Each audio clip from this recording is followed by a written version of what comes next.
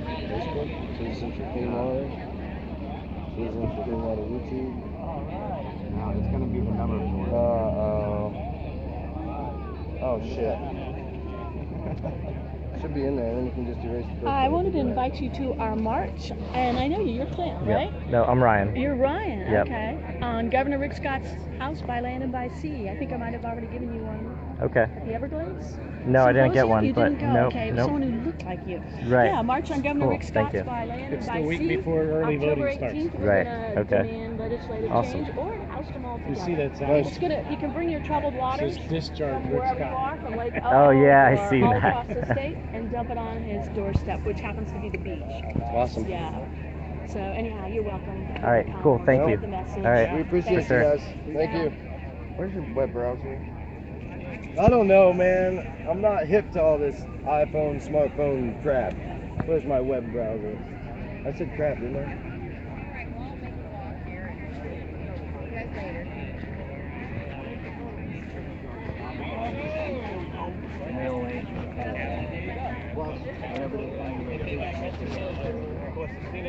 Let me get your shirt.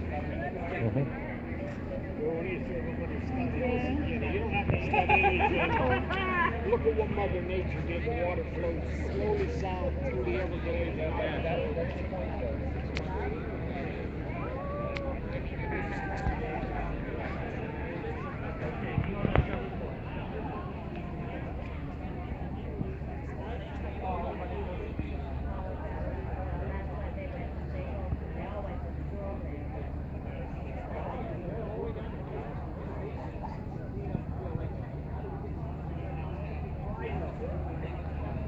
Oh boy.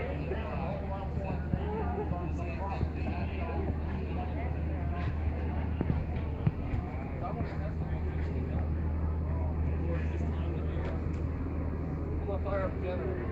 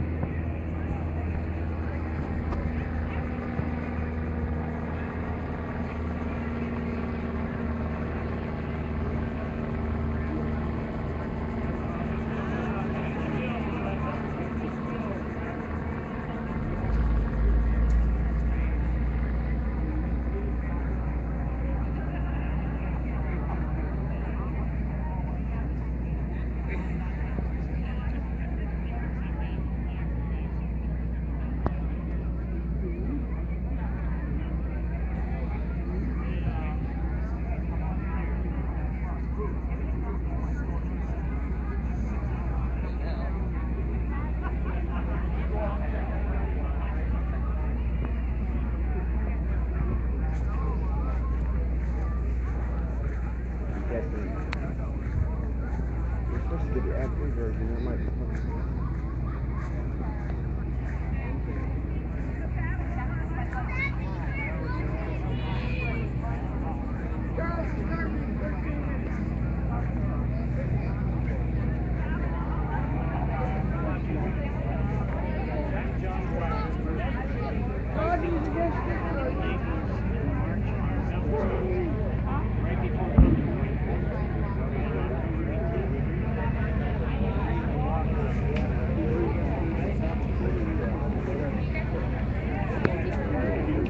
What's up? What's happening? Live streaming, huh? Yep. Live stream.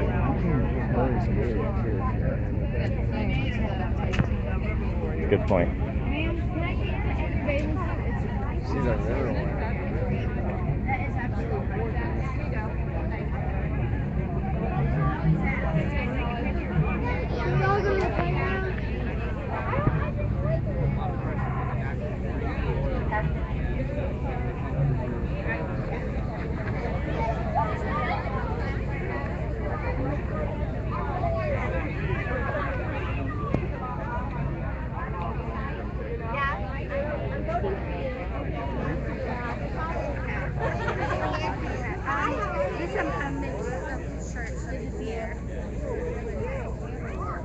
In white, Day by day. All right, girls.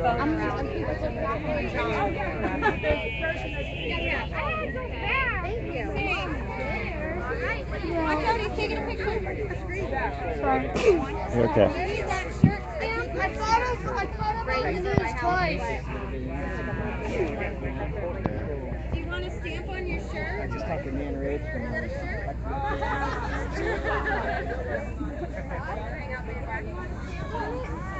Oh, I missed you. Oh, I missed you too.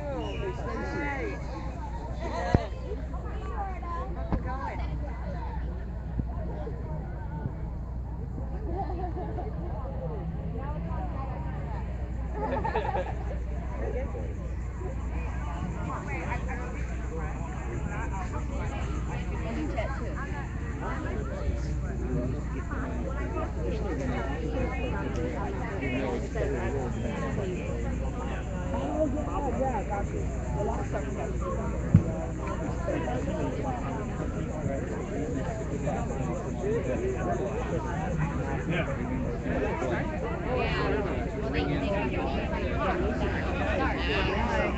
Robin told me. That's $35.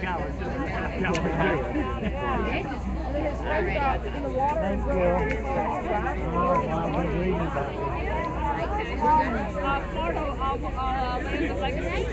Yeah, the lady, thanks, what's her name? Oh, she's not there. Now it's Laura something or the other. Good morning, everybody. Ah. Welcome to sweltering South Florida. At this time, I'd like to call on my speakers that are going to be helping us out and come forward and start getting ready. In about 10 or 15 minutes, we're going to kick this off. We're lucky and blessed to know that we still have people arriving. I want to thank everybody for coming all the way around the state today, because we're here because we want clean water.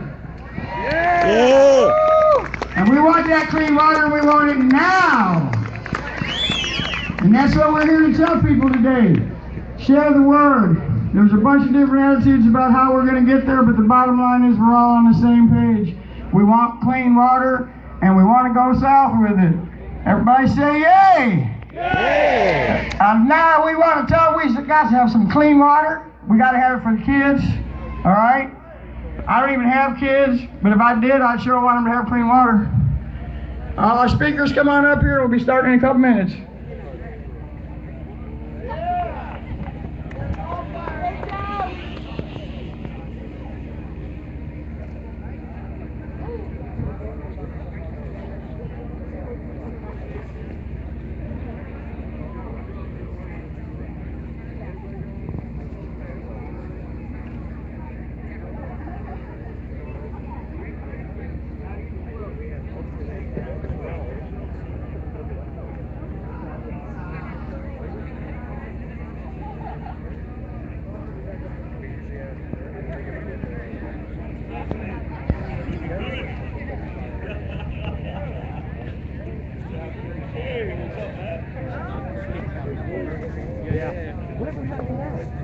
Whatever happened to that? I saw one little thing about 2 weeks ago.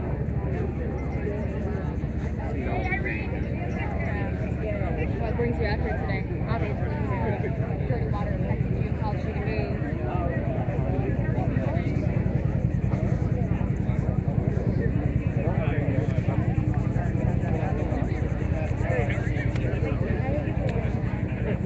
Yeah, we see it, Ryan. Oh, where's Ryan? Right there. Right here. Oh, right there. There he is. c4cw. Getting ready. Getting ready.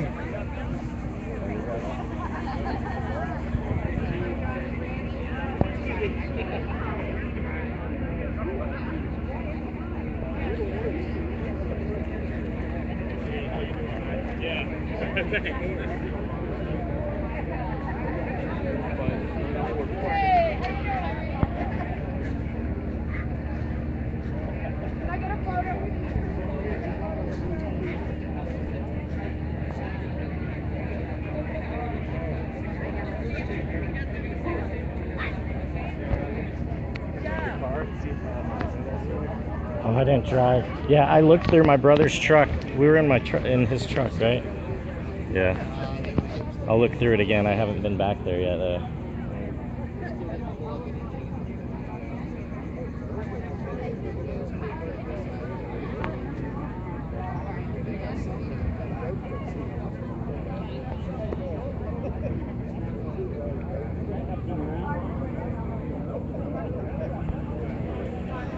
Yeah, it was like that before I bought it. I bought it. Yeah, so I don't know if it's good. I have a 32, I have 16 and 24 and 22. They all work great.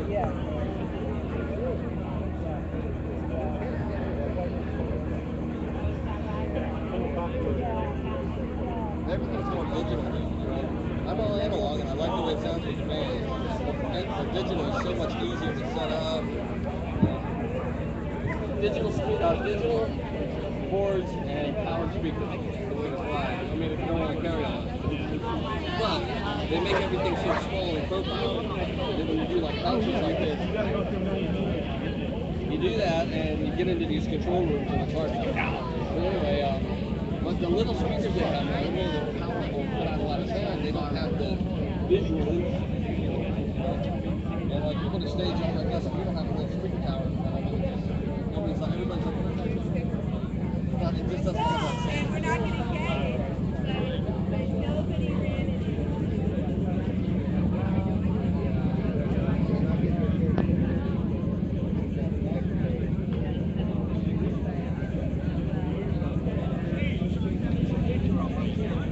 No, I don't think so.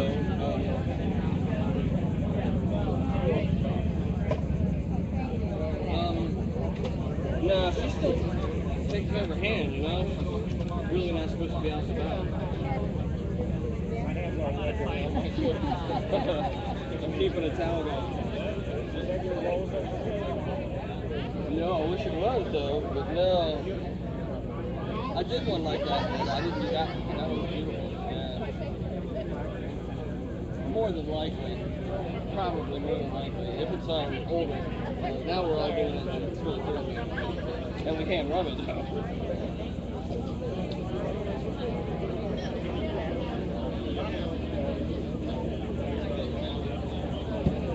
Actually, the acrylics work way better than the lacquers do. The lacquers work good. The acrylics now, they got lineage and all kinds of stuff. You don't even, you can do spot repair without even doing it. Actually, melt it in. They come out almost.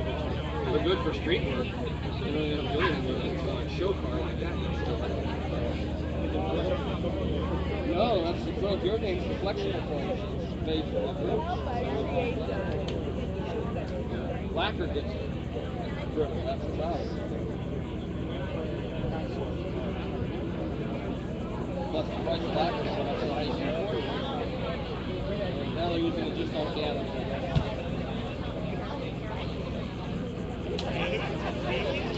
We're gonna have a lot more speakers.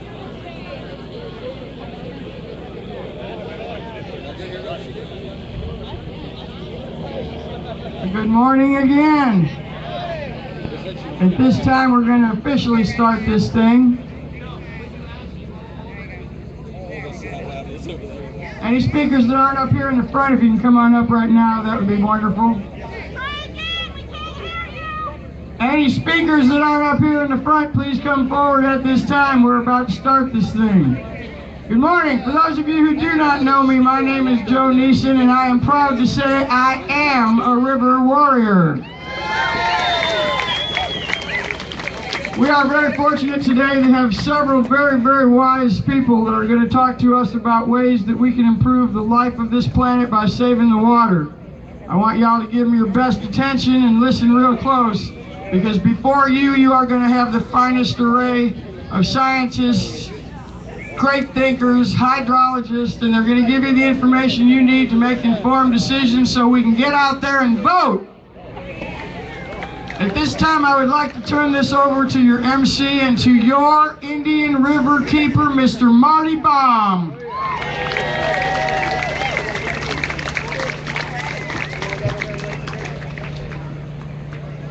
I'd like to thank everybody for coming today. You know, 1 year ago today, we didn't know each other's names. And today, we find ourselves here as family, all working towards a common goal. We've made a difference. You perhaps have not seen that, but myself and others working on the inside of these issues, we see a dramatic change in the way that water issues are being addressed in the state of Florida. No one expected as many people to show up last year as happened, and we're hoping that this crowd grows today. But in the meantime, we've made a difference, a big difference. You have made the difference. Your activity, your willingness to become educated and aware and share that and involve other people, it has changed the whole game. For the first time ever in my life, I see a light at the end of our tunnel, and it's not a train. I really feel that we have begun something here that cannot be stopped. And this is what it is, a beginning for us. We're looking for solutions. Today we're going to talk about sending clean water south.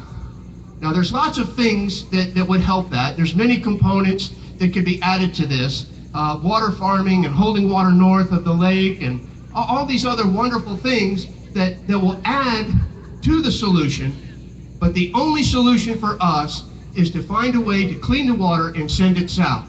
So what I would like from you today is to consider that. We're going to have an awful lot of candidates and elected officials here today. You will have the opportunity to speak to them one-on-one. Probably the first question you should ask them is, have you signed the Citizens Clean Water Declaration? If they have not, suggest that they do. If they have, tell them that you personally will hold them accountable for that signature, that pledge to protect our clean water. This is about our future. The whole state is collapsing, the whole nation. The city of Toledo can't drink their water this morning because Lake Erie is so poisoned that their water supply has gone south, and they can't boil it to fix it. And this is happening all over. Our elected officials over the last 15 or 20 years have allowed things to get completely out of control. Yes, they have not properly represented us. In this last year, there has been some big change. For the first time ever, our elected officials, instead of going to Washington and Tallahassee and then coming back and telling us, hey, we got this many dollars for you, but this is what we did. This year it changed. We were having amendments tacked onto bills up there, and 5 minutes later, 10,000 people were reading it, and they had the opportunity to get on the phone and get on the Twitter and get on their emails and make a change. Never before have our elected state officials been held accountable as they did it, that their mouth does not match their vote. And that's what this is all about. We need to be represented. There are an awful lot of very powerful entities that do not want to have to be held responsible for their pollution. Under the Clean Water Act, the Federal Clean Water Act, polluters must keep their water in situ, on their own land, and they cannot let it leave until it's clean. No back pumping, all these things. We're going to address some of that today. So I'd like to go ahead and sort of get moving here. Before I go, I'd like to mention that you'll hear that the federal standards for sending water south are enormously tight. That there's no possible way that we can meet these standards that have been actually in place for 20 years now. That's a lie. We are sending, on average, more than 1 million acre-feet a year into the Florida Everglades at 9 parts per billion, which is underneath the federal limit of 10. So when they start telling us that it's impossible, we cannot possibly clean this water good enough to get it into the Everglades, they're lying to you. No more lies. We need to hold them accountable for truth and for honest and decent representation. And I really believe that the change has begun. So take advantage. You're going to see all these elected officials, and you're going to see their opposition, their candidates, the people running against them, out here in the audience today. Speak to them one-on-one. Please be polite. This is a social event. This is not some place to drag them around and insult them or anything like that. Treat them with the respect that they have earned by winning the vote. Please. This is important. If we get all over them, we're not going to get anything but just anger back. if we come to them and we're reasonable, we ask questions and we tell them what we want, which is to send clean water south, I think that they'll listen to us.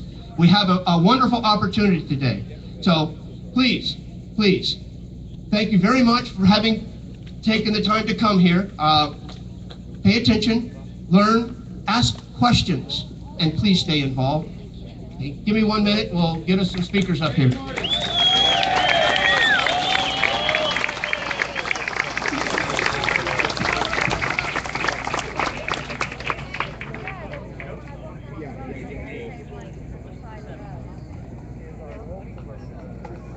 Our first speaker is going to be Joe Gillio.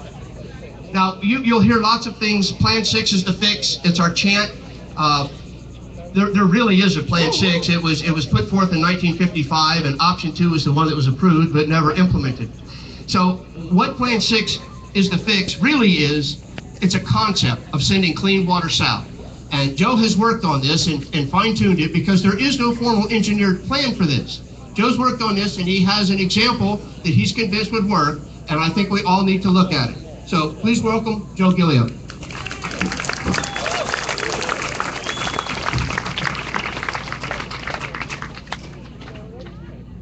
Thanks, Marty. Can you hear me? The magic word this morning is south. Yes. We're all here to bring the water south. Okay, man. Plan 6 is a concept. I have taken Plan 6, as Marty indicated, and put a little science and engineering on it to be able to make it a functional Plan 6. So I call it Plan 6X for expanded. What are the elements of it? I'm not trying to, there's no test on this, even though I used to be a teacher. First, you need to develop money. And I think the way to go on that is to develop a $7 billion state bond program. It can be done. I'm not going to get into details. 2, the Corps of Engineers has to complete the filling in of the Kissimmee River from a straight line into the meander that it used to be to keep the water coming into Lake Okeechobee cleaner than it has been for years. 3rd, take some muck out of Lake Okeechobee. I have said this 30 years ago because the muck represents the major source of total phosphorus and total nitrogen in the Lake Okeechobee water. And it's because the water starts off so dirty, coming what could come south, but it's so dirty, we have to get that cleaned. Take the muck out, and then a lot of the plants, the native and the exotic, like the hydrilla, will grow. And by doing that, we end up using nature to clean up Lake Okeechobee from around 100 parts per billion total phosphorus to about 60. It's a major effort. Engineering studies have already been done on how to do it. It has not been done. Secondly, take some of the money of that $7 billion.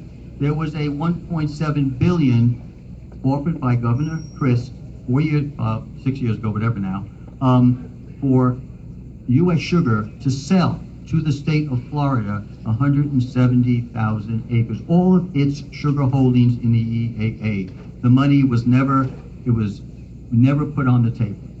So with $2 billion and the offer is still there at market value, would not U.S. Sugar take that offer if we put the money on the table and left it on the table?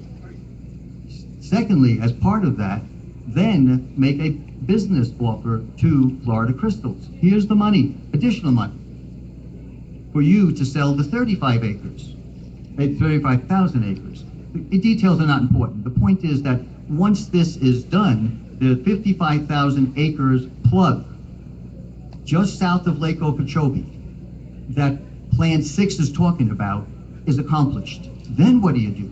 Then you plant from sugar to wetlands. And the idea that I have is you build a 7-mile-long weir from Miami into the North New River, which happens to be just next to and north of the 55,000 acres of Plant 6. That spillway or gated weir the gated weir would be part of the rehardening by the Corps of Engineers so that there is still a good, strong security for the people who live along the lake. Yet, when you open that up, 7 miles long spillway, when it's safe, the discharge for the lost summer of last year would never have occurred. And a 100-year storm could be accommodated in that particular period. That's a hurricane. So, you have, buy the land, make the weir, let the water spill, and when the water spill, which direction is it going to go to? South. Now, the next thing is you continue the Herbert Hoover Dike by the Corps of Engineers, not we, Corps of Engineers continues Herbert Hoover Dike because we must protect the people, and that weir becomes part of the safety feature for it. You can increase the size of that 55,000 acres by the state of Florida already owning Holy Land and Rottenberger Land. You add that in, that brings the whole thing to 110,000 acres. That means that we can bring more water, which way? South. And the water will be cleaned. Because remember, Lake Okeechobee has already been cleaned because of removing the muck. Cleaner water going across this spillway into this 110,000 acres of restored Everglades wetland brings the water cleaner. Then it can go into the water catchment areas that are already relatively clean, about 15 parts per billion, so that all that water, all of it goes which way? South. Okay. The last step is this. If a lot of water, hopefully all Lake Okeechobee water, goes south, I used it, then we need a water polishing system at Tamiami Trail to clean up anything that's a little too high. So we'll always have a continuous flow of some water from Lake Okeechobee, hopefully a lot of it, going into the Everglades National Park and Florida Bay. Plan 6 expanded to Plan 6X. Thank you. Thank you.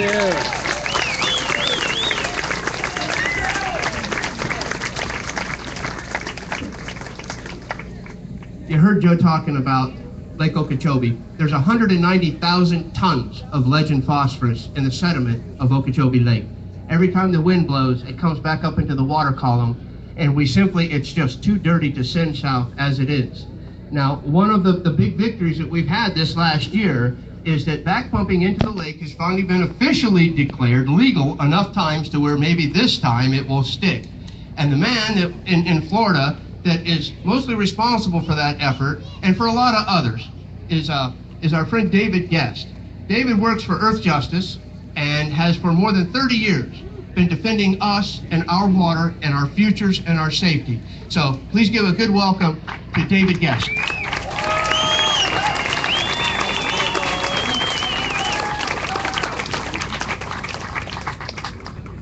Good morning. What's happening here is we are not complying with the Clean Water Act. The Clean Water Act stands for one single principle. It's personal responsibility. If you have a house and a backyard, you can't take your garbage and throw it over the fence onto the next door neighbor's property. And that's exactly what they're doing when they dump their pollution into our water. Personal responsibility. And our government is aiding and abetting those violations. Where the pollution comes from, in large part in Lake Okeechobee, is intensive factory cattle operations in the watershed. They are polluting at something like 40 to 100 times the legal limits. 40 to 100 times.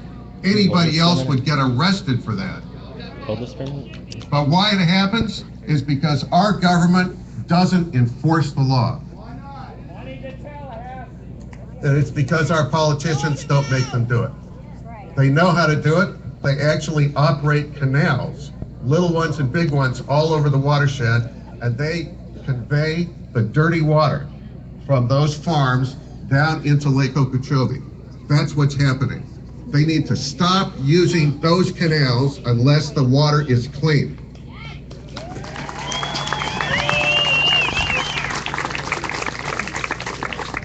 Second, the Water Management District needs to give up on the legal war to authorize them to back pump. We won it in court, we won it twice, and they're appealing it again. They'll probably take it to the Supreme Court. The Water Management District needs to comply with the Clean Water Act too.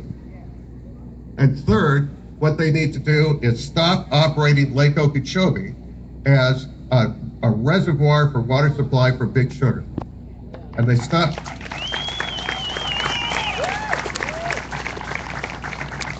And that's what the core of the problem is that the Lake Okeechobee water used to go south, and it used to be clean.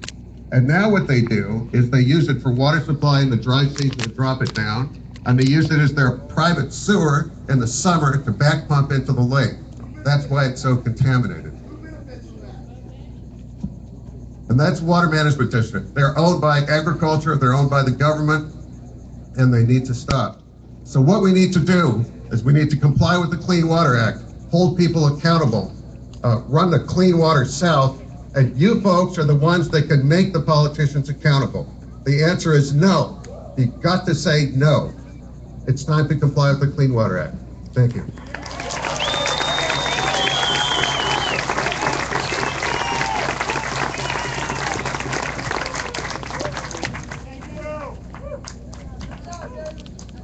That's some good stuff right there.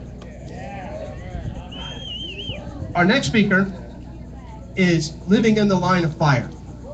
Mr. Houston Cypress is a member of the Otter Clan of the Miccosukee tribe. He's also involved in Love the Everglades movement, which just had a rally last Saturday down in the Everglades that was very, very successful. An awful lot of people got together and had the opportunity to share ideas and to find common needs and common solutions. And the Miccosukee tribe has some very, very serious concerns about how this is all being done. They're afraid that the cart is going to be put in front of the horses and they're going to end up getting dirty water into the Everglades itself. And of course, they're being poisoned right now through the L-28 Interceptor Canal. That is just outrageous that the state of Florida is allowing this to happen and isn't making it stop. So with that, please welcome Mr. Houston Cypress of the Otter Clan.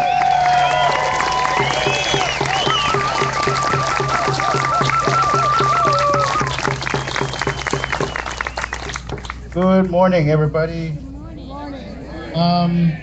Can I take y'all's picture? Yeah. I want to show my grandma all the cool, amazing people that are dedicated to clean water and restoring the Everglades and building friendships and alliances with all the communities. So thank you. So again, I want to thank the Rivers Coalition, the River Warriors, and most importantly, I want to thank all the volunteers here. Let's give them a hand. I want to thank y'all for the invitation to speak with y'all today, to communicate with y'all, to have dialogue with y'all, because it's a really big honor to do so. I'm also excited to be able to connect with all of you, even under these dire circumstances. The matters that bring us here is that I found it necessary to participate in these efforts to restore the Everglades, because it's where my home and my heart resides. It's where my clan and my community, the Miccosukee tribe, resides. So in my lifetime, I've seen many destructive changes to our lands, such as the disintegration of the tree islands out there, those hammocks, where our villages are, where the animals live, where we have our gardens. I've seen the disappearance of the game animals, the increase of the pollution in our waters, and the erosion of these Everglades. Because our culture is so tied to the land, our ceremonies, our medicines, and many other spiritual practices, we are witnessing the gradual disappearance of our culture. In essence, we are losing our roots because of the degradation of the Everglades waters. But we know that there is hope. We can certainly steer things in the right direction, but it's going to take incredible coordination and resolve to manifest our dreams and our goals. Love the Everglades movement is also a spiritual movement, and this is where our spirituality comes in. Personally, I don't believe that spirituality is something that is superstitious or hollow. It's not self-promoting, it's not self-serving, and these are not cliches that we're talking about here. This is about wisdom, insight, strength, which all of you all have here today.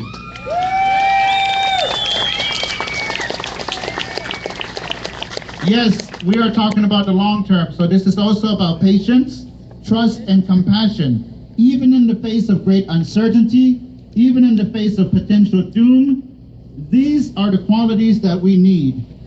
So, you look at history, we've had many great sages that have explored the struggles of the human condition in such a mysterious universe.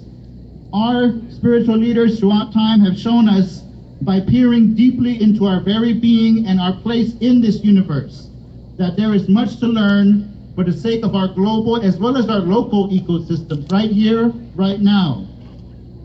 So with Love the Everglades, the movement here, love is central to our cause because we do not want to be ruled by fear or anger.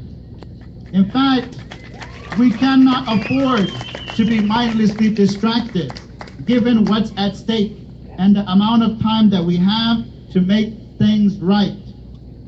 So we know that anger and fear, especially in a crisis situation like this, it can galvanize some people, but it can also blind us, it can also divide us, and perpetuate the delusion that we are factions bent on defeating one another. And these are what undermine our important efforts. In getting to know some of you, I've heard from you about other groups involved in this issue, and sometimes these comments have been disparaging. We're supposed to be the solution to this problem. Otherwise, our divisions end up being the poison in the water.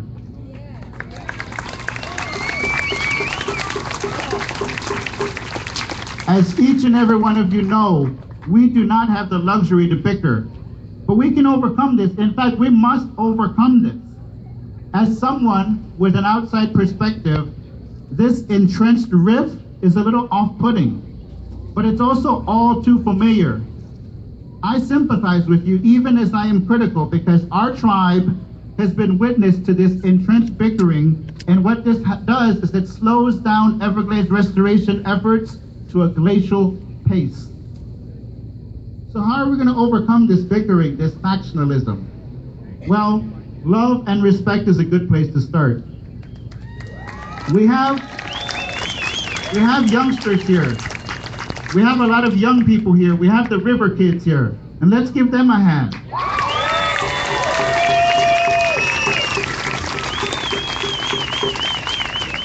So because of these youngsters here, we got to show them a good example. Let's show them how to have a civil and civilized dialogue with one another. Let's also continue to have forums like this for discussion so that we can increase understanding of our concerns, our priorities, and our proposals for action. Let's ask for help from our friends such as you here. And let's not be afraid to disagree. Let's welcome disagreements and critique as an opportunity to learn where our proposals can be strengthened and improved. Now let me offer an example of constructive critique within a context of civilized discussion. We're talking about Plan 6 and the Southern Flowway. This is a very important proposal, but it's also got definite room for improvement. We're talking about the Holy Lands. This is an area that's designated as OFW, Outstanding Federal Waters. From what I've read on Plan 6, and from what I'm hearing today, there is still not enough discussion or information about this important area, the Holy Lands. This area has very stringent regulations, and what Plan 6 would be doing is bringing more water at a reduced quality that is currently allowed and protected for in this area. So the question that Plan 6 must answer to move forward and with broader support is, how do you propose to degrade these outstanding federal waters with water from Lake Okeechobee? That's the question that we have to answer and articulate so that we can all get behind it. Now, I also have a request from y'all. I need your help with something. Marty Baum, our Indian River keeper, was just talking about L28 Interceptor Canal. It's a serious problem, and I need your help with that. We have all been disappointed about the failure of the Central Everglades planning project to move forward. That was a big disappointment. But it still, even if it did go through, it did not do enough, because we're talking about this L28 Interceptor Canal. The CEP project was supposed to bring new waters into the system, but it didn't address the 40% of waters still coming in from the L28 Interceptor Canal. And the Miccosukee tribe and the people that live there are analyzing the waters coming out of this canal on a regular basis, exceeding 100 parts per billion of water, and more than that sometimes. And this is an ongoing problem which needs your help. So I'm asking for your help to raise awareness on this issue and to push for action to solve this problem of the L28 Interceptor Canal. That's my request for you today.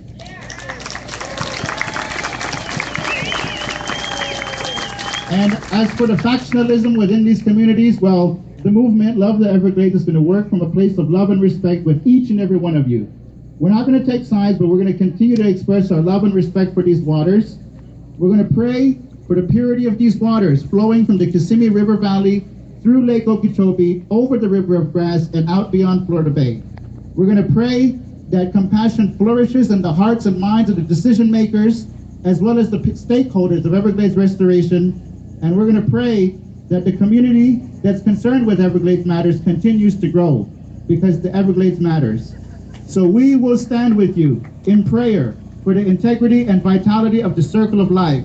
These are the challenges that we are called to meet with grace and diplomacy, and we will stand with you. Thank you very much for your time.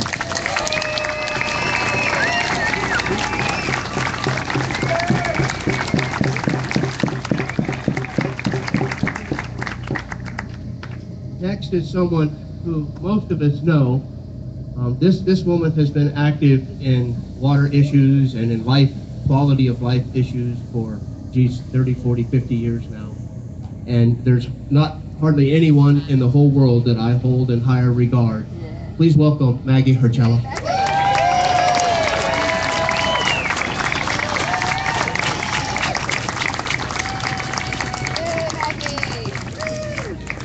I am so proud of all of you being here. You are America. This is what democracy is about. Look, we're not throwing rocks. Look, we're not surrounded by tear gas. This is America. This is America saying we're going to make something different happen. 2 days ago, about this time, I was standing at 14,264 feet on the top of Mount Evans, looking over the grandeur of the Rocky Mountains. Well, our river's just as grand, and it means just as much, and it means more to us. I will tell you that I am a child of Florida, and I am glad to be home where the water is warm and it doesn't snow on you in the middle of the day in July. Your efforts to protect this river are making a difference. I want you to know that. Is the river saved? No. Is it going to be saved anytime soon? No. It's going to be a long time. And you will have to keep at it. And it will never be easy. You remember that guy in mythology who kept rolling the rock up the mountain and it rolled down on his head? Well, it's going to keep rolling down on your head. Every time they open the locks, you're going to feel like you lost it again. When that happens, remember the river. It's still there. The grass grew back. The seagrass grew back in my front yard this winter after it got killed last summer. As long as the river holds out, you're going to hold out. And when we finally move clean water south, you will get to celebrate. Thank you.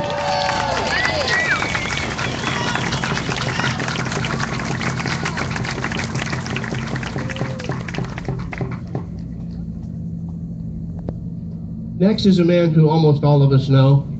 Certainly, almost everyone here has learned from him. I don't think that there's anyone that has taught more of us and more of our children about how important the Indian River Lagoon is, the biology, how fascinating the seagrasses are, how important they are to the ecosystem. Please welcome Mark Perry.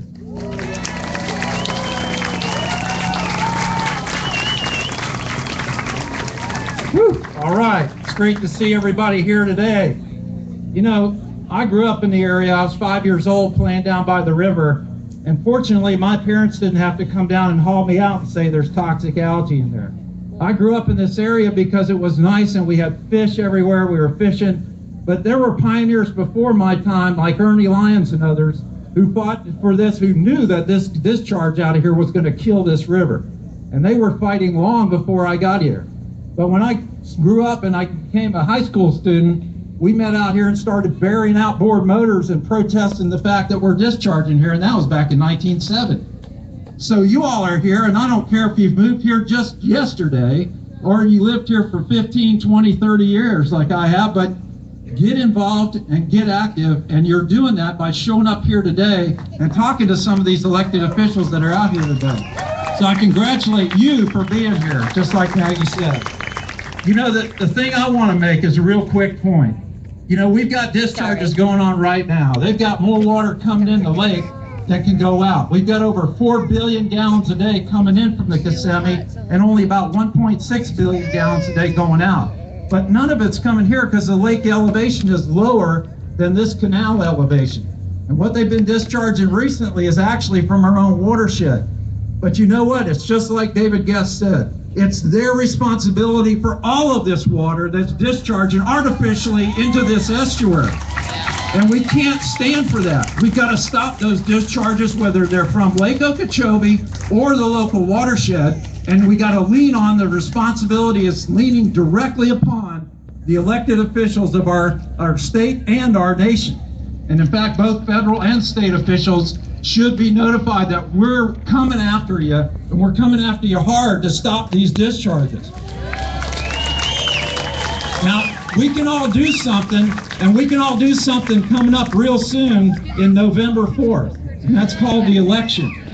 And if you're not registered to vote, I understand Martin County Supervisor of Elections is hanging around waiting to register you to vote.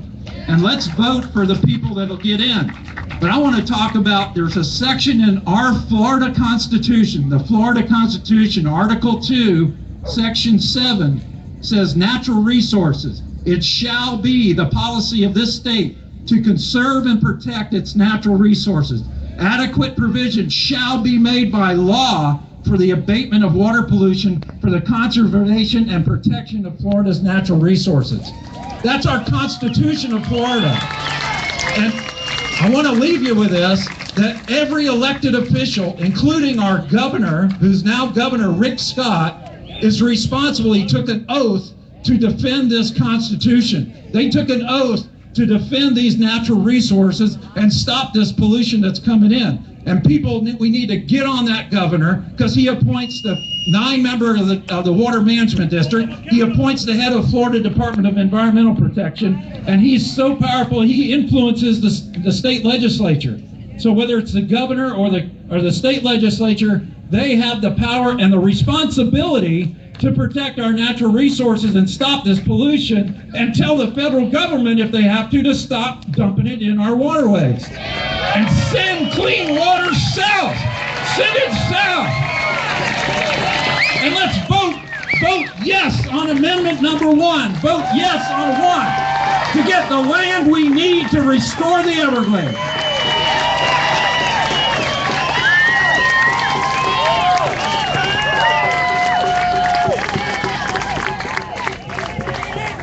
I love that guy. With all my heart. He's such a mentor. He's taught me so much, and he's shown me by example. We're talking health hazards. This is dirty water. One of our river warriors got a cut the other day, went to the beach and went swimming, and it got septic. He's now taking a massive antibiotic regime. He can't be in the sun. We're talking weeks out of commission. And he's not the only one. So our water throughout the state is dirty. We're having problems, and it is a health issue. This year, Martin Memorial stepped up and became a sponsor of this. And they gave us some validity here to discuss the dangers of this toxic water that's being dumped into our estuary and both sides of the state, and putting the citizens and our lifestyles in danger. I'd like you very much to welcome the Senior Vice President and Chief Operating Officer of Martin Memorial Hospital Services, Mr. Rob Lord.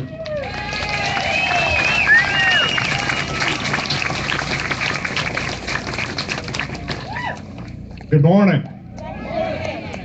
On behalf of the 4,000 people that work at Martin Health System, I want to thank you all for being here today.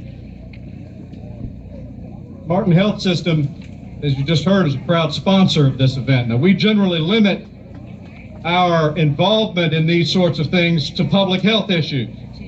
You'll see us out there when you see events in our community that deal with cancer and heart disease and a variety of things that we face as great challenges in our community. But today, Martin Health System is represented by me to talk to you a little bit about the public health concerns that come out of this river. We believe the discharges into the St. Lucie River and the Indian River Lagoon and into the Atlantic Ocean are not only a threat to the ecology, not only a threat to the fish and the wildlife, but they threaten us. Now, I am not a scientist. We have plenty of people here a lot smarter than me to talk to you about the science. If I was better at math and science, I'd have been a doctor. But I can tell you, I'm a lifelong resident of this community. Joe Neeson and I have been friends since we were young teenagers. We won't tell those stories. But a lot of that time we spent along the Indian River. And the water was clean, and we had a great time. And then there would be releases. This is back into the 1960s, 1970s. I cannot comment on what causes illnesses because that's not my field, but you've just heard an example of a story. I can give you countless others of people who have come in contact with the water and had a sore, and it became worse, and it became infected, and we had difficulty treating it. We had horrible challenges at times trying to take care of members of our community, and we couldn't prove why, but we can show that they were in contact with the water in the river during times of discharges. I see people out here that have signs that say they fish. I fish, I vote out here. Fishermen over here. Anybody that fishes has pulled these fish out of the river and seen the sores and some of the challenges that we face there. Common sense should tell us that these discharges are not good for our health. 6 generations of my family have enjoyed the waters of this community. We've been here a long time. We've all enjoyed the beauty and the nature, and I cherish memories of my youth, times with friends like Joe Neeson, some of you here today on those rivers, and I want to get back to those times. But I and my entire circle of friends and all of the people I work with at Martin Health System are very, very worried about what our future holds if we do not stop it and stop it now. So again, on behalf of Martin Health System, on behalf of my family and my friends, and thank you all for being here today. Keep up the good work. We will defeat this problem. Thank you.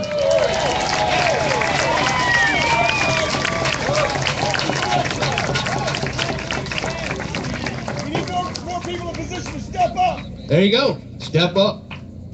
Speaking of stepping up, we've got 30 or 40 Westies here today. Please, huh? How about the Westies? They came all the way across the state to join us today. Huh? Yeah. Now those are some really, really hard-working folks over there. They just fought a fracking issue in the Florida Everglades and they beat it. Dr. Karen Dwyer is here of the Stone Crab Alliance. Dr. Karen Dwyer holds 3 degrees from the University of Notre Dame, and her group, the Stone Crab Alliance, is currently working to stop the expansion of new oil drilling and fracking in Naples and the Everglades. Please welcome Dr. Karen Dwyer.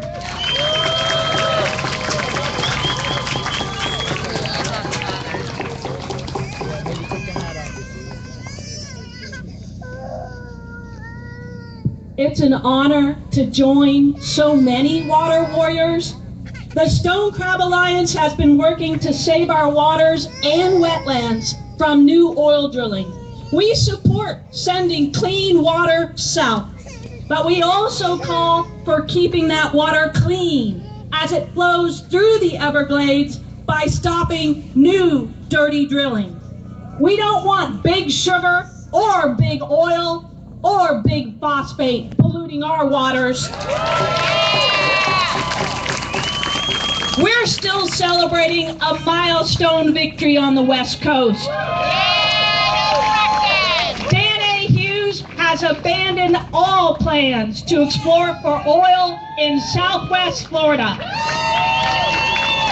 The Texas Oil Company terminated its 115,000-acre lease while the state revoked all its permits and filed a lawsuit for cleanup.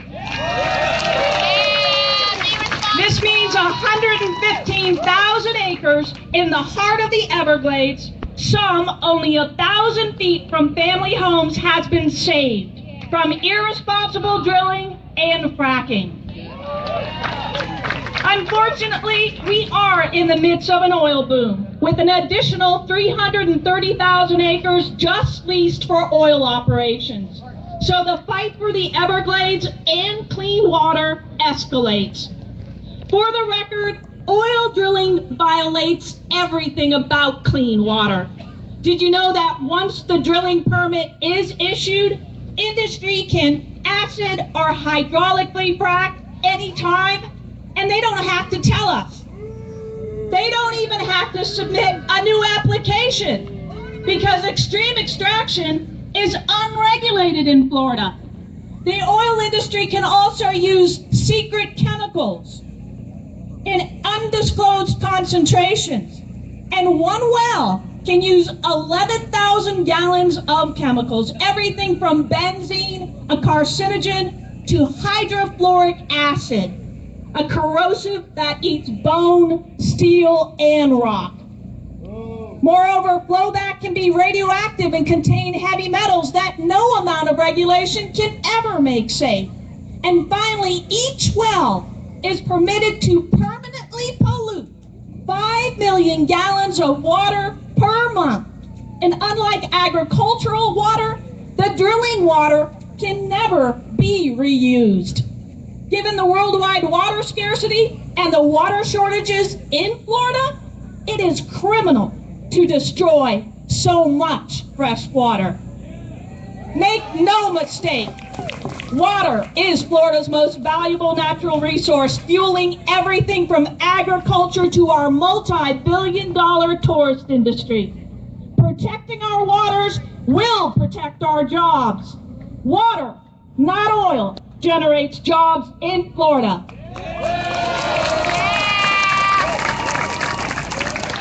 Our point is that this new type of extreme drilling that includes acid fracking could easily destroy our water-based economy and the entire 30-year Everglades restoration project. It is not safe, not here.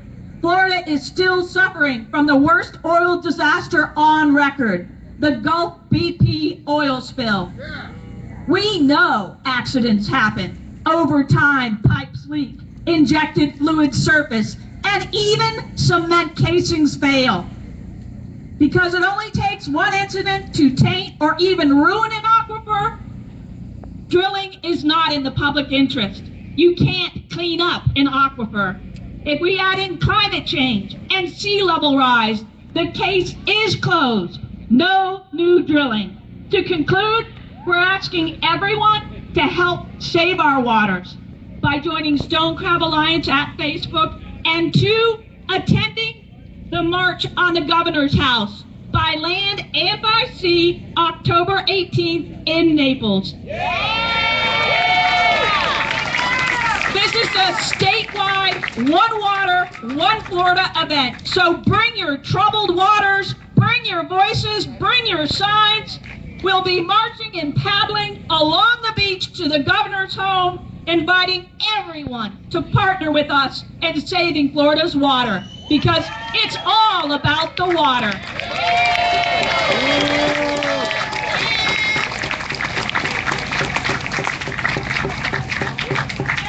It's really hot. I just would like everybody to know that we've got water and ice over here. If you need to hydrate, please, please take the time to go over there and get something cool to drink. There's soda, there's water, okay? So please don't get sick out here. This is important. Take care of yourself. Next we have Dr. Juliet Jones. She is involved with the Friends of Warm Springs. They have won some significant victories, just like Dr. Karen Dwyer had. These are examples of small group of dedicated people actually making a difference.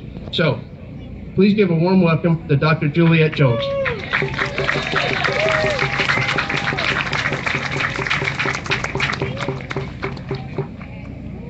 Hello, everyone. It's so wonderful to see you all out here today. And I know what just even one of you can do to make a difference. Up until about 3 years ago, I really wasn't very aware of what was happening with our environment. It had to happen in my backyard to clue me in.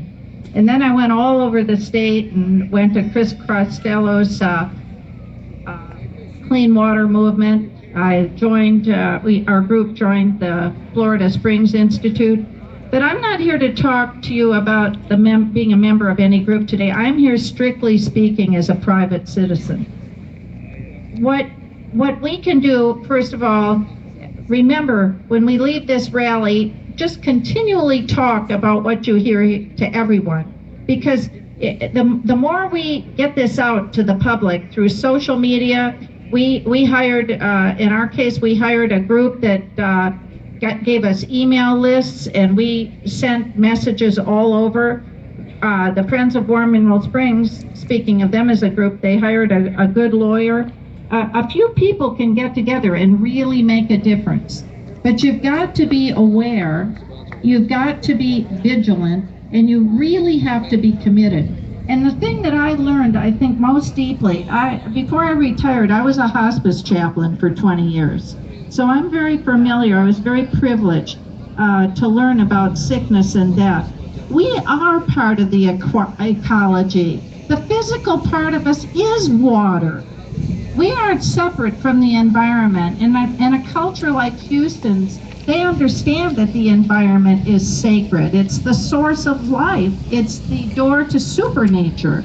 And we need to really apply ourselves, become more and more aware, educate ourselves, do something about it, be vigilant, and be vigilant.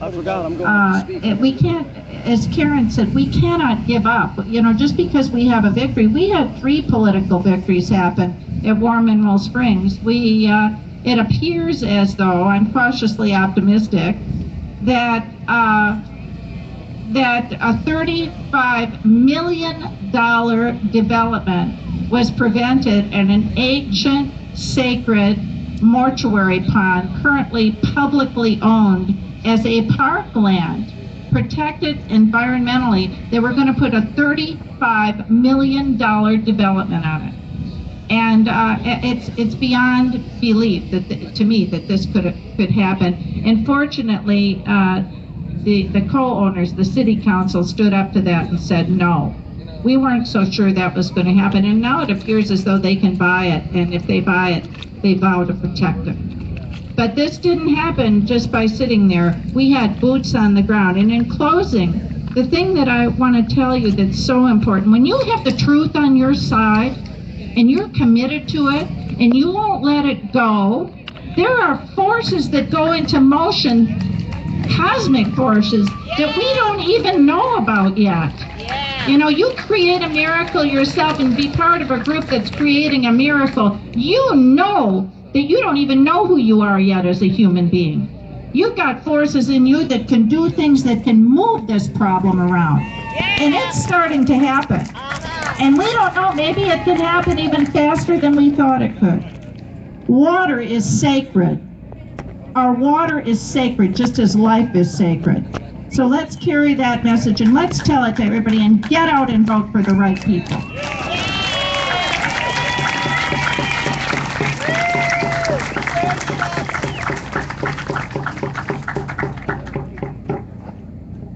One of the most important things on the ballot this year is Amendment 1, our Land and Legacy Amendment. We need this in the worst way. We need to get this money restored to us and put into a fund that cannot be dipped into by the state legislatures. This needs to go to buy land to protect our waters. And to speak of this, we have Mr. Charles Barraclough of the Treasured Lands Foundation. Please give him a warm welcome.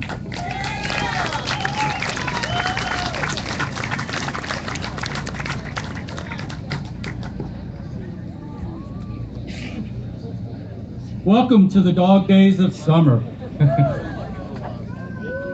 Thank you, thank you, thank you, thank you. Thank all of you for being here today and supporting my quality of life as well as yours. You know, it was rallies and protests and demonstrations, a lot like these, that were a huge part of the culture that I grew up with. The civil rights movement, world peace, Earth Day. How many of you remember Earth Day? A few years ago. Well, although that generation and those rallies and protests seem to be somewhat waning, a bit like my hairline, there is hope. There is a next generation, thanks to folks like Jackie Thurlow Lippisch and the River Kids. There is a new generation of young people who will carry the torch of change. But it wasn't just those rallies that promoted change. There was a voice much more powerful, one that our generation can still exercise, and that is your right to vote. This November, in 61 days, November 4th, Floridians will have that opportunity to effect change again for our environment.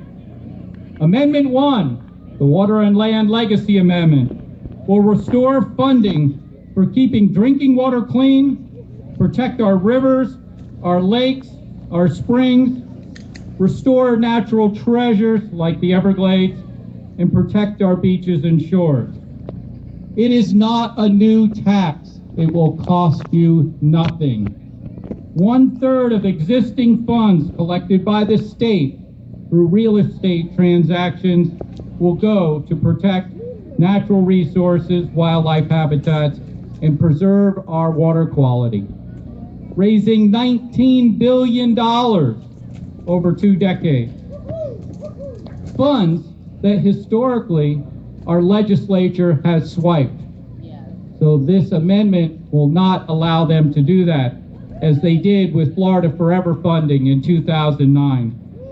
Locally, it will help acquire the lands that are needed to protect the St. Lucie Estuary and the Indian River Lagoon. So my message is short. It's what Mark Perry said.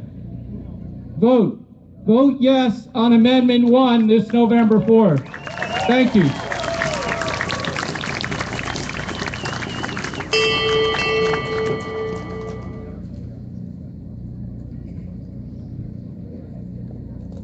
The next speaker is a very dear friend of mine, and she has helped organize and run the Martin County River Kids here, and in fact her niece is one of the founders of that program. She's been writing a blog now for a couple months, and she's educated thousands of people. It's just a wonderful thing that she's doing with all the information. She ties into her mom's history and to our state's history and applies it to today's stuff. So please help me welcome Jackie Thurlow Lippisch.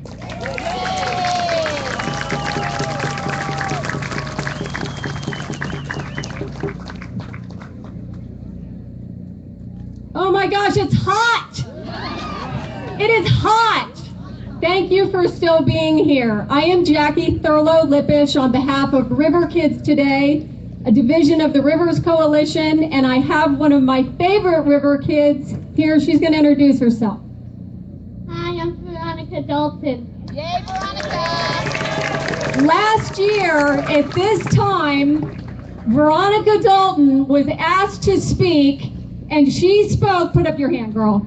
She spoke to 5,000 people. I think this is a kid who will grow up and change the world. What about you?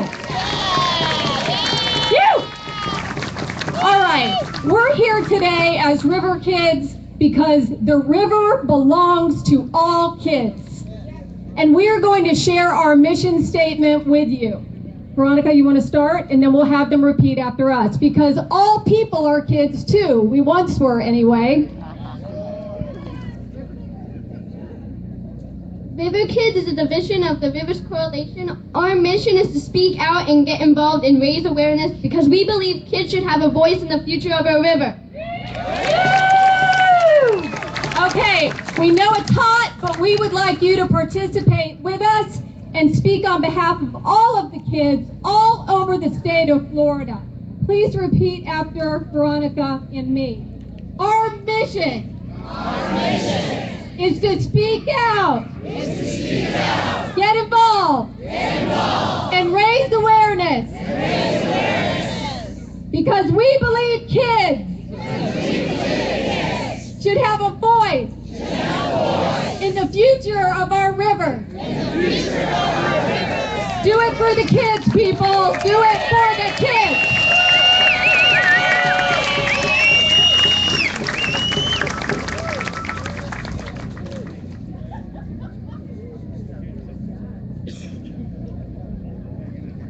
All right, we're going to hear from the West Coast again. Mr. John Scott is going to be here and talk to us. John is co-founder of the Clean Water Initiative of Florida. Along with his wife, Ruth, they founded this thing, and it's a clean water initiative. He's been active for many years, and he's very, very involved on the West Coast in the clean water issues, and he helped work on the fracking stuff. So please help me welcome Mr. John Scott from the West Coast.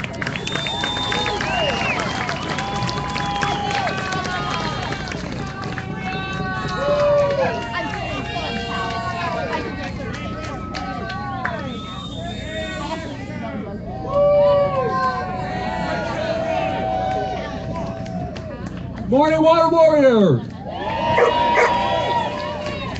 Sorry, I had to put my camera away. Are you ready for some clean water? I know I am. My name is John W. Scott, as Marty said, and I'm the co-founder of Clean Water Initiative of Florida, an advocacy group dedicated to preserving Florida's natural resources through public education, awareness, and policy change. The reason we're all here today is because our waterways and ecosystems and all that rely upon them are under attack. The Caloosahatchee River on the west coast and the St. Lucie River and Indian River Lagoon on the east coast have been devastated by polluted discharges from Lake O up to 6 billion gallons per day, causing historic mortality events for all types of marine life. In 2013, we set a record. Not a good one. 830 manatee deaths, the most since record keeping began in the Indian River Lagoon. 80 dolphins died. Something is not right with this picture. This is not the way it's supposed to be. We all know it, including polluters and special interests that decided long ago to forsake Lake O and the Everglades for profit and progress. But what we've witnessed in this state for decades is anything but responsible. In fact, it's criminal. Privatized profits and socialized cleanup is not fair to our natural resources or to the taxpayers of the state. Billions of dollars in proposed solutions are on the table that won't come close to resolving our discharge problems, and they're hailed as true leadership. But we've had a viable solution for decades. It's called sending the water south.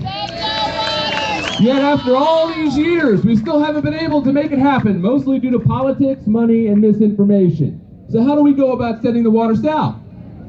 Step one, kick big sugar Rich Scott to the curb. We need a governor we can work with. Despite a purchase agreement between the state and the sugar industry, he has continually obstructed the acquisition of approximately 50,000 acres of Everglades agricultural land south of the lake that we must acquire. We must acquire in order to restore the natural flow of water south from Lake O to the Everglades. Water that historically overflowed the banks of Lake Okeechobee during rainy season would meander gently to the Everglades and Florida Bay. The river of grass that once connected Lake O to the Everglades supported a thriving ecosystem, but the development of the Everglades agricultural area south of the lake severed this natural hydrological connection, resulting in severe degradation of water quality and quantity flowing into the Everglades. The only way to restore this critical connection and begin the healing process is by sending the water south. Send the water south! A flowway in the Everglades agricultural area will ensure balance between sustainable resources, agriculture, and the long-term health of our environment, economy, and quality of life. No longer would Everglades restoration simply be words on a sheet of paper. This flowway I speak of is more commonly known as Plan 6. You've already heard about it today, which is not only feasible, but contrary to false rumors, it cannot send dirty water south due to legally mandated water quality standards in the Everglades. So the problem doesn't shift from one place to another as some have rumored. It just goes away, or mostly goes away, and other solutions will take up the slack. Plan 6, combined with existing storage and infrastructure, will provide total relief from polluted Lake discharges wreaking havoc on our east and west coast estuaries, costing only a fraction of the $16 billion Central Everglades Restoration Project, which is still 30 years from completion. The only thing standing in the way of a Plan 6 flowway to send the water south is political obstruction. So, in conclusion, we must keep relentless pressure on local, state, and federal officials to do their job and protect our natural resources. We must remember in November and vote for leaders who will lead on water problems. Thank you very much. Follow us on Facebook, Clean Water Initiative of Florida, or our website. And thank you for coming out and showing your passion for Florida's water. Together we can send the water south. Plan 6 is the fix. Woo! And also, one last thing. On a side note, Rick Scott's Florida Division of Elections is not really holding up its end of the bargain with our friend Larry Aguilar from the Lee County area, District 79. Please look up Larry Aguilar, Aguilar, on Facebook, please, and listen to his story because it's very sad. Thank you very much.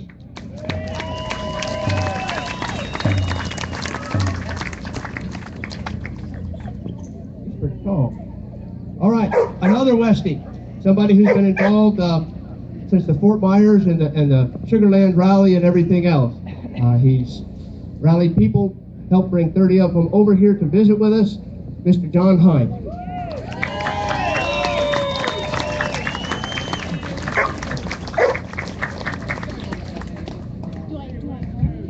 What's up, y'all? What's the fix? What's the fix? What's the fix? What do we want? What do we want it? What do we want? What do we want it? Right on, power to the people with no delay. I'd like to give a shout out to the East Coast for holding this event. Give yourselves a round of applause. Thank you. I'd like to give a quick shout out to the West Coast for showing up as well. Give a shout out to them. I'm going to be real quick about things here if you want to proceed quicker. Yes, most of my heroes do not appear on any stamps, as a matter of fact. My heroes are here today.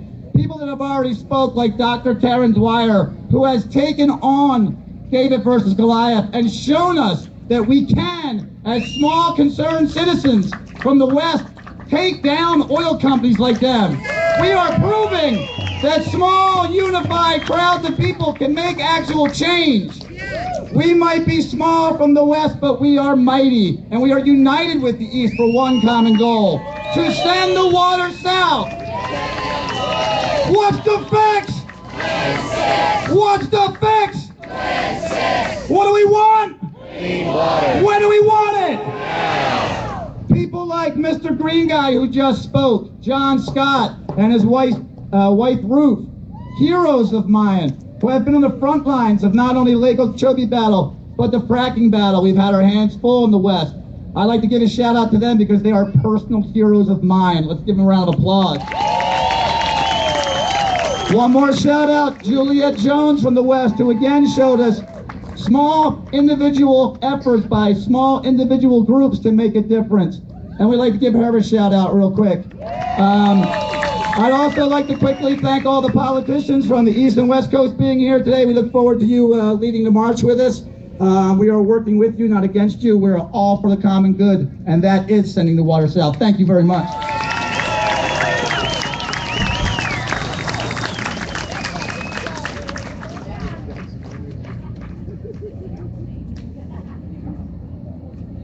Sometimes big power comes in little packages. We have a young lady today, little Hannah Louie. I call her Hurricane Hannah because she's just a ball of energy. She's a river kid. and she's here to speak to us. Her and her brother Aiden worked on this themselves, so please welcome Hannah Louie, River Kid.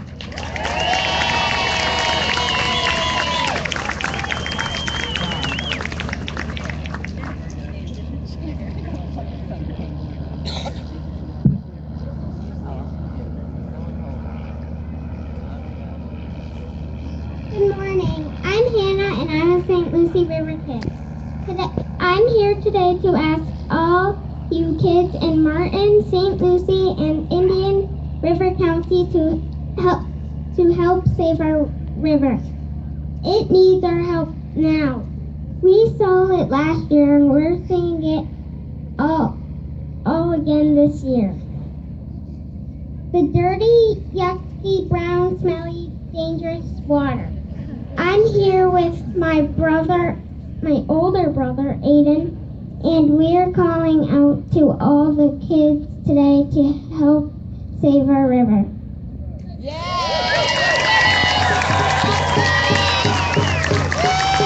One thing to know, this is our home, our river, our ocean, and our lagoon.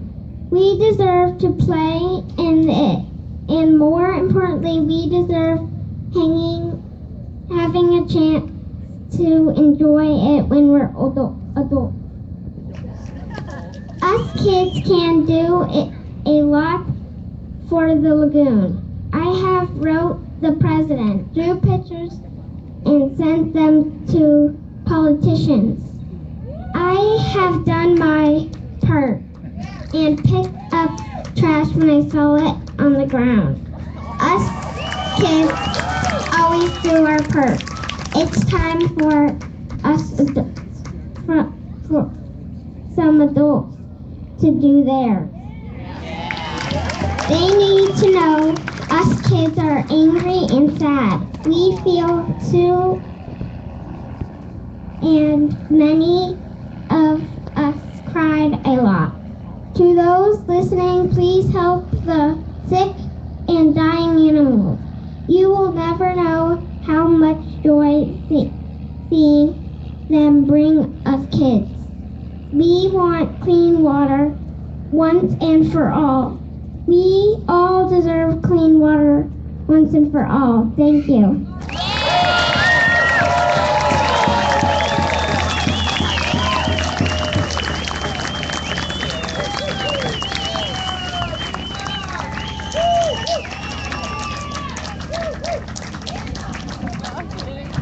That just brings a big smile to my face.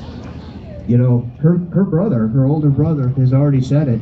He wants to be the next Indian River keeper. I pray I live long enough to hand him the keys. I really do. Speaking of Indian River keeper, my program was started about 13, 14 years ago by Kevin Stinnett and a group of very interested stakeholders along Indian River Lagoon.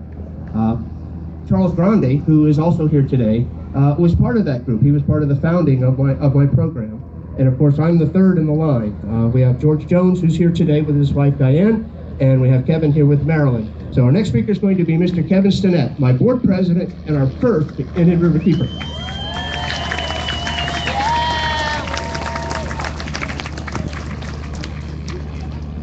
It is a tremendous pleasure to be here, and I am really excited to see this degree of enthusiasm and determination in people of our area. Now, we've seen this when they're dumping the lake. We've seen this when they close down our waters and it gets really bad. But it is a vital and important statement to make that even in a year when we're only draining our own basin, people will come out and demand action, demand clear water. Okay? Now, I also want to say there's another founder, Mr. Roger Sharp, one of the other founders of Indian River Keeper, is here.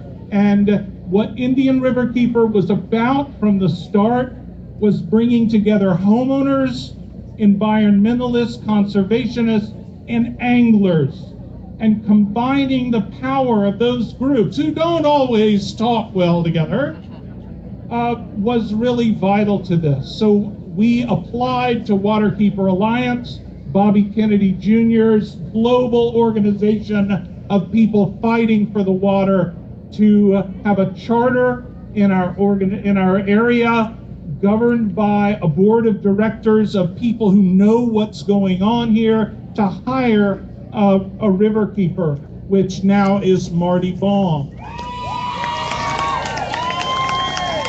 Now, I would like to have invited Bobby Kennedy Jr.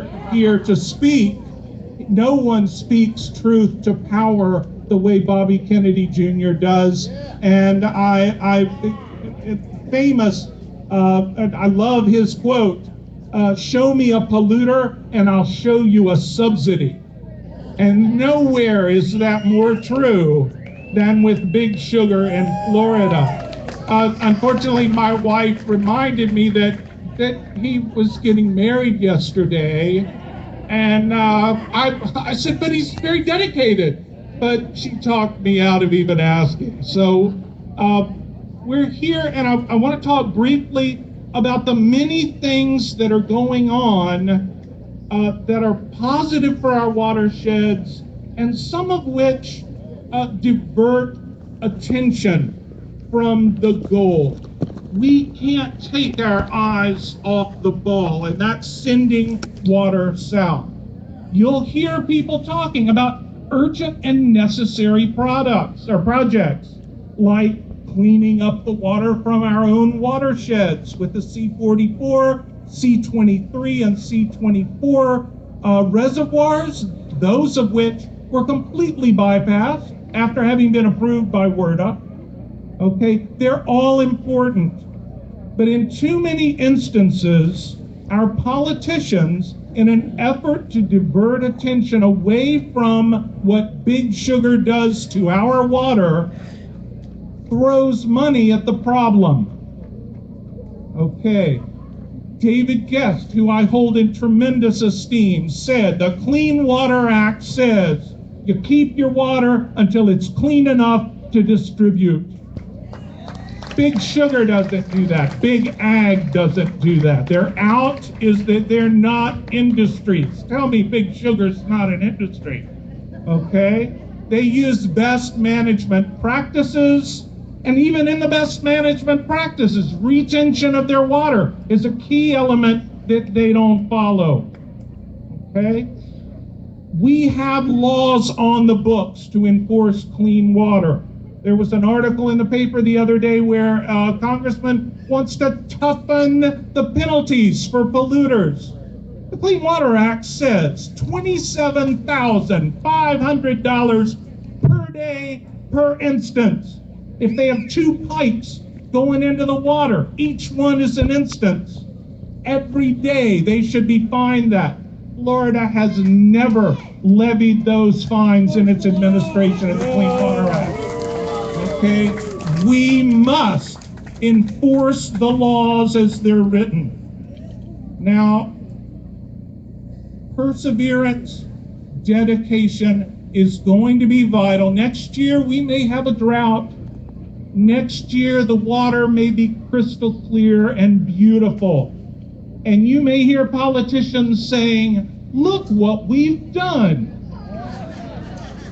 Okay, it's not enough, because in 3 or 4 or 5 years, we're gonna get hammered again. None of the projects, even the urgent projects like Kissimmee River restoration, like the CEF even, they're not gonna stop the discharges. We need to clean the water and send it south. The Everglades needs it. And we have an option to get that sugar land. In the meantime, there is a fix on the books that needs to be enforced. Big Sugar, U.S. Sugar, the Van Cools, Florida Crystals, all of them have permits to take your water and pump it off their land into your canals. Those permits say if human health and safety is in jeopardy, these permits can be suspended.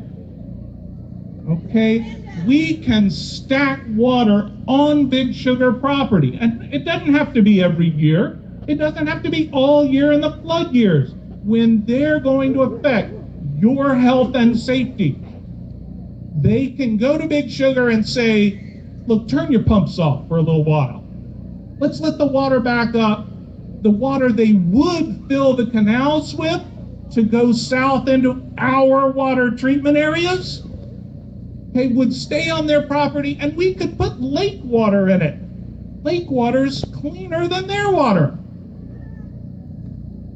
All these things are possible, but it takes tremendous public will. It takes you staying engaged. It takes you communicating with your legislators and your representatives and your neighbors to get people involved and show the political will.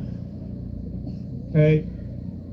I want to thank Marty for what he's done. I want to encourage all of you to join Indian River Keeper. It is a member organization. It bugs me no end that Marty gets up here and doesn't remind people of that. We all love Marty. Why wouldn't we want to be members and keep him engaged?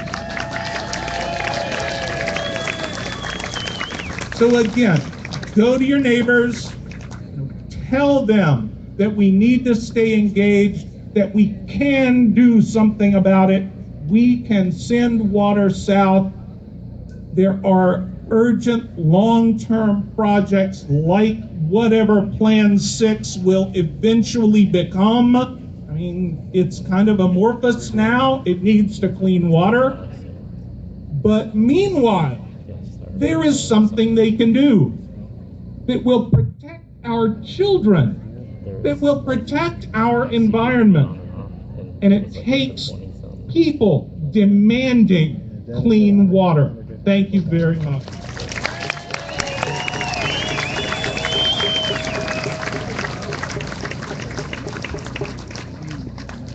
Our next speaker is Tara Barty. She's Senior Scientist and Director of Education for the Arthur Marshall Foundation. This is a very important foundation. They do great work. They've been involved with trying to send water south for about 25 or 30 years. It's a remarkable effort. So please help me welcome Tara Barty.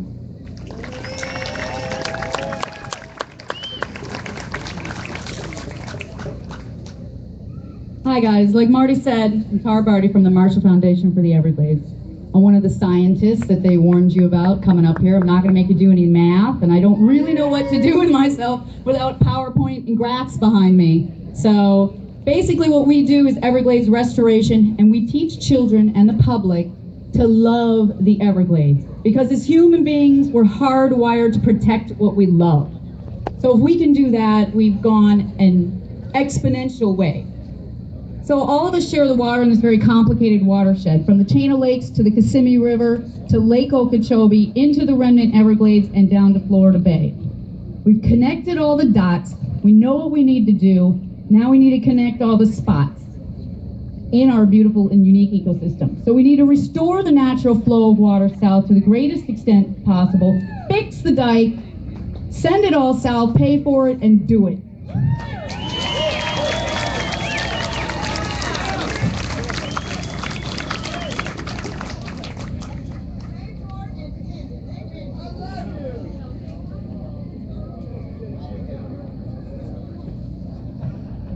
Oh, that was a blonde moment. Our next speaker is Kelsey Jennings. She's a staff biologist to Save the Manatees. Of course, as most of us are aware, we've lost a whole bunch of manatees this last year on both coasts. They lost 120 or something on the west coast, and we've lost 50, 60 of them here. There's no real good reason for them to be dying, except the water is polluted, and we need to clean it up. So please help me welcome Kelsey Jennings.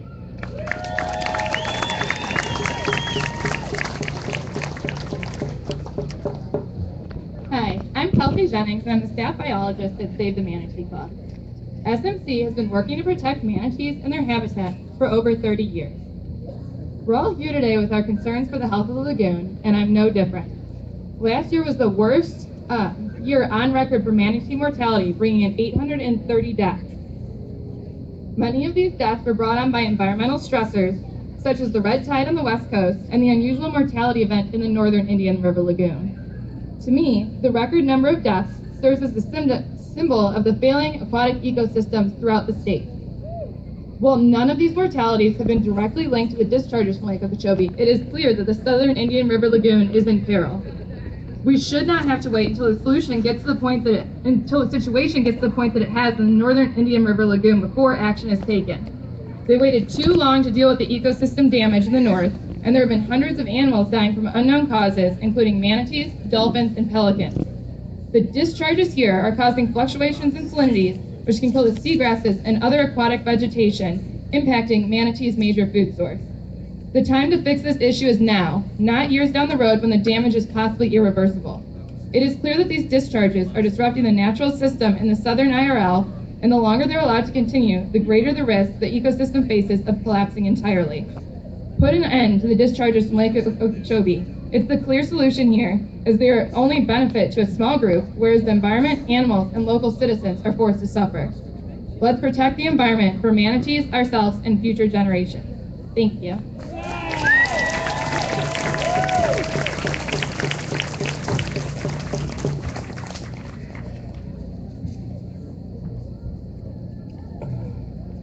Next, we have Stacy Lee Sherwood, who is a sea turtle expert and an advocate for clean water, and she helps rescue and heal sick sea turtles. You know, the Indian River Lagoon is a nursery for small turtles, and of course our green sea turtles sometimes spend their entire life in our lagoon because they're vegetarians. So clean water in our lagoon is an important thing. Last year, when I was getting ready to go on an oyster deployment with Congressman Murphy, who's joined us over here, I found a dead sea turtle, a mature dead green sea turtle, in the lagoon, in the channel, right across from the sailing center. And there was no prop marks or anything, so it probably died of biologic reasons. So, please help me welcome Stacy Lee Sherwood.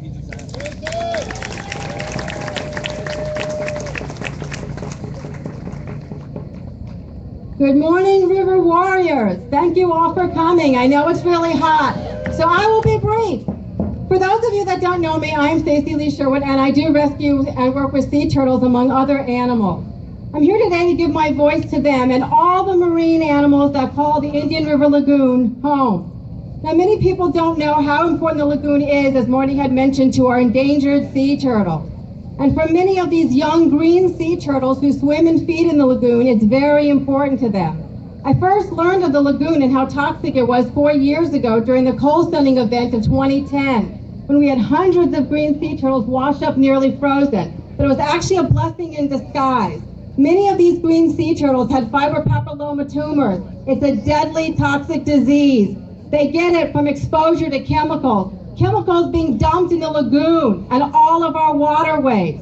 Because the green sea turtle hangs around people more than any other species until they reach maturity at 20 years, they have 20 years worth of exposure to this. That's a long time. No wonder so many of them are in trouble and sick.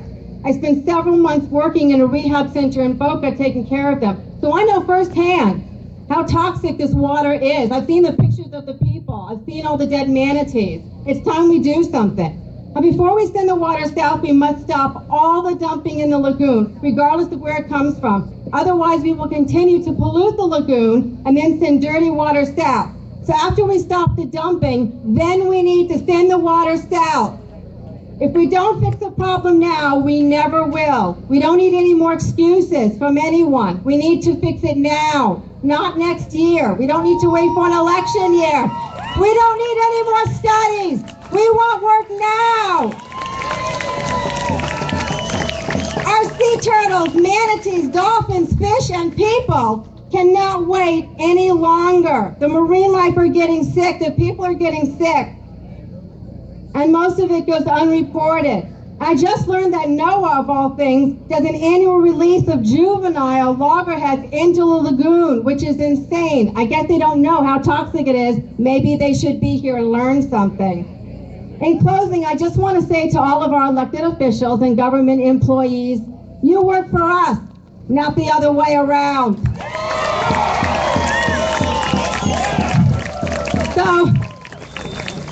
So I want to hear all of you say that. You work for us, Not the other way around. Stop all the dumping. And send the water south. Thank you.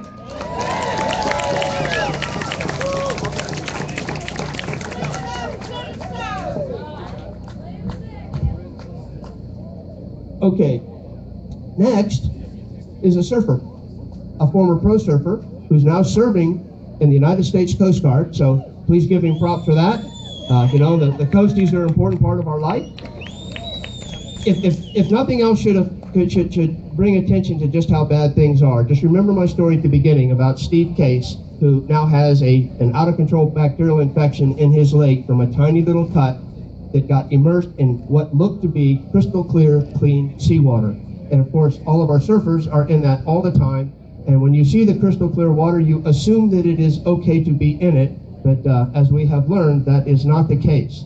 Water in the entire state is being polluted, and it's being made too toxic for us to play in. So please, I would like you to help me welcome Mr. Jonathan Flick, pro surfer, United States Coast Guard.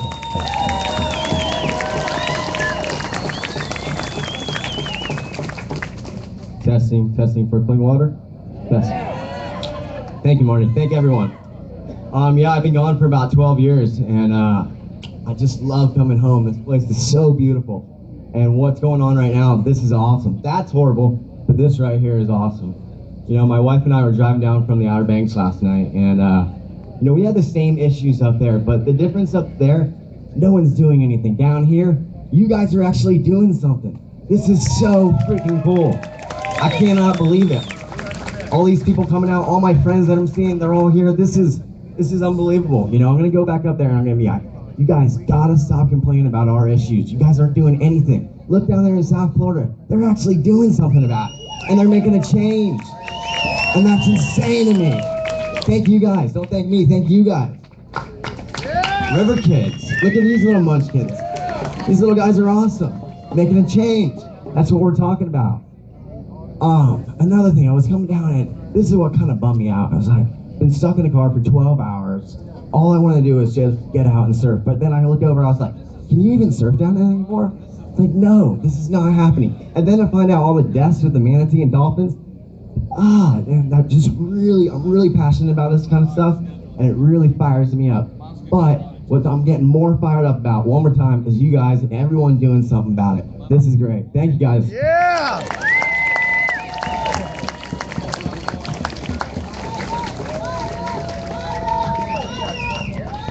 Okay, don't forget, we've got plenty of water, ice water.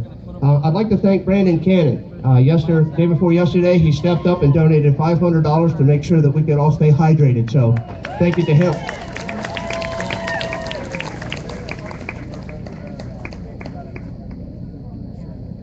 I'm sorry. AJ's picture fell and it's twice just as bad. All right. We're fed up. Completely and totally fed up. We need our leaders to lead. We changed the whole game last year. 1 year ago today, we changed the game. We're paying attention. Our politicians are starting to listen to us. We hope that they will continue listening to us. And we would like them to lead us here in just a minute or two on a symbolic march to the locks to protest the dumping that is sure to come. That it's not happening now doesn't keep us immune from the discharges. State policy is that we're going to get it. And I'd like to thank all of our elected officials that have come. Let me get my list. What should I do? Plug this in? No, I know it. And please forgive me if I miss anybody. You didn't get up here and say something. Congressman Patrick Murphy is here. Senator Joe Negron is here. Ann Scott, Martin County Commissioner, Mayor Troy McDonald, Martin County Commissioner John Haddock, Kelly Glass-Leeton, City of Stewart Commissioner, Eula Clark, City of Stewart Commissioner, Chris Sadowski, Commissioner, St. Lucie County. And if there's anybody that I missed, please accept my apologies. When Christy gets done chanting us up and getting us riled up, I'd like them to please assemble over here and lead all of us in a symbolic march to the locks. And thank them very, very much for coming and offering us the opportunity to speak to them and have them listen to our problems and our needs and give them an opportunity to tell us how they intend to help us. So, thank you very, very much. Our next speaker is Chris Costello, Florida Sierra. This lady is one of the most organizing geniuses I've ever been around, and I just love her dearly. So, please help me welcome Chris Costello.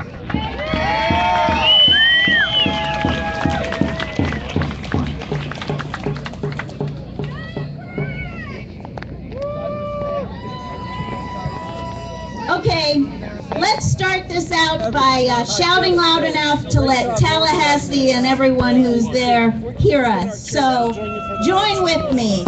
Hey, hey! Hey, hey! Ho, ho! Ho, ho! Slimy water has got to go! Hey, hey! Hey, hey! Ho, ho! Ho, ho! Slimy water has got to go! Hey, hey! Ho, ho! Slimy water has got to go! Good. We're gonna be doing a lot of that in a few minutes.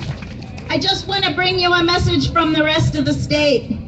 I have the fortune and the misfortune to see all of the water quality problems from the Panhandle down to the Keys, and I'm here to tell you that you are in very good company. You are in good, horribly, devastatingly good company. That means that the estuaries, the Lake Okeechobee, the St. Lucie and the Caloosahatchee estuaries are not the only portions of the state that are having serious water quality problems. There is no section of the state that is not suffering from fertilizer, sewage, and manure pollution. They are the three bad guys.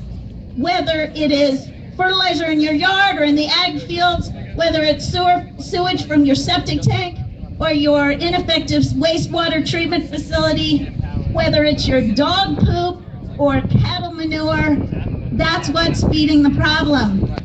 I could spend all day listing the water bodies around the state that are having the same problems you are, from the North Florida Springs, Manatee Spring, Wekiva, Rock, Silver, Wakulla, the list goes on and on, the St. Johns River, the Ocklawaha River, the Silver River, the Florida Keys, Florida Bay. We're all in the same boat, and today is about building public demand for clean water. What do we want? Clean water. When do we want it? Now. What do we want? Clean water. When do we want it? Now. What do we want? Clean water. When do we want it? Now. Is everybody ready to march to the locks and tell the powers that be what we want and when we want it? Yeah. Let's go!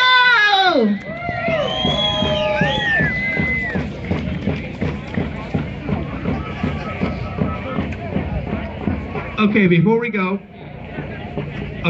Sarah Hurd is here, our commission chair in Martin County. Thank you. Before I leave, I would like to special thanks to some of the organizations within Martin County that have helped us so strongly here and supported us from beginning to end. Martin County Sheriff Department. Our Sheriff Snyder and his deputies have stood behind us every single time that we've had one of these rallies. They've helped us. They helped guide this rally with us, and I'm just as grateful as I know how to be. So make sure you thank the deputies when you see them, and thank the sheriff next chance that you get with that. The Martin County Fire Department. These guys, they've taken care of us. They're making sure that everybody is safe. They're out here right now, watching over, making sure that nobody gets hurt. They too helped us organize this thing. Parks and Recreation, and Joe over here, our park manager. This is his park, and we're in here, so please help us clean up when you leave. Who else am I leading now? I made a pledge back in 2013 when the House Bill 999 was being dealt with in the Florida legislature, and there was a Senate companion bill. Now, this was a bad bill for us. It ratified a 30-year lease that I think is illegal, and it lowered our nutrient standards and a lot of other things. But I promised Senator Joe Negron that if he would stand up and be heard and stand up and represent us, that I would make sure that everybody on this lagoon knew that when it really, really mattered, Senator Joe Negron stood up and took a chance and made everybody mad. I'm sure all his companions in Tallahassee were not happy that he was brave enough to stand up for us.